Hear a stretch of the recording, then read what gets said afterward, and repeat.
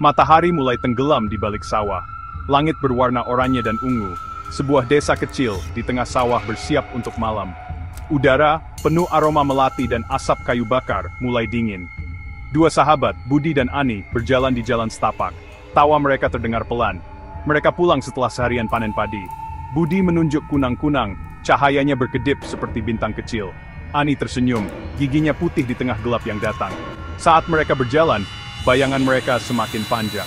Angin menggoyangkan daun bambu. Seekor anjing melolong di kejauhan, suaranya sedih. Ani menggigil, menarik selendangnya lebih erat. Dingin, bisiknya. Budi mengangguk. Kita harus cepat. Mereka mempercepat langkah, sandal mereka beradu dengan jalan tanah. Desa, dengan lampu minyaknya yang berkelap-kelip, tampak jauh. Angin bertiup lebih kencang, bersiul di antara pepohonan. Terdengar suara dengungan rendah, seperti lagu Nina Bobo yang dinyanyikan oleh sesuatu yang kuno. Ani merasa gelisah. Dia melihat ke belakang, tapi hanya ada kegelapan. Udara semakin dingin, menusuk tulang mereka. Kamu dengar itu? Bisik Ani, suaranya gemetar. Budi berhenti, mendengarkan dengan saksama. Dengar apa? Suara itu, kata Ani, matanya melebar ketakutan. Seperti seseorang berdengung. Budi mendengarkan lagi. Dia bisa mendengar angin, gemerisik daun, tapi tidak ada yang lain. Hanya angin, Ani, katanya, mencoba terdengar berani. Jangan khawatir, tapi Budi juga merasa merinding. Suara dengungan itu terdengar lebih dekat sekarang, mengelilingi mereka. Rasanya seperti ada sesuatu yang mengawasi mereka. Matanya tak terlihat dalam kegelapan. Mereka berjalan lebih cepat, keceriaan mereka hilang. Ani teringat cerita neneknya. Cerita tentang penjaga bisu, roh yang berkeliaran di sawah pada malam hari. Konon ia tak terlihat, keberadaannya hanya diketahui oleh suara dengungan aneh dan suhu yang tiba-tiba turun. Penjaga bisu, kata neneknya, adalah roh yang kesepian. Ia menginginkan teman tapi membawa kesialan bagi mereka yang melintasi jalannya. Ani menepis pikiran itu, mencoba meyakinkan dirinya sendiri itu hanya cerita. Tapi dengungan itu terus berlanjut, dan udara semakin dingin di setiap langkah. Budi, bisik Ani, suaranya nyaris tak terdengar di atas angin. Kamu percaya penjaga bisu? Budi ragu.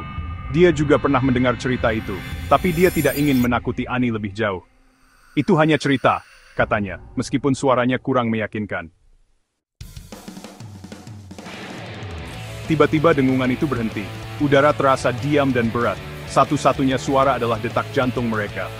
Ani berhenti, napasnya tercekat di tenggorokan. Dia menoleh ke Budi. Matanya melebar ketakutan. Tapi Budi tidak ada di sana.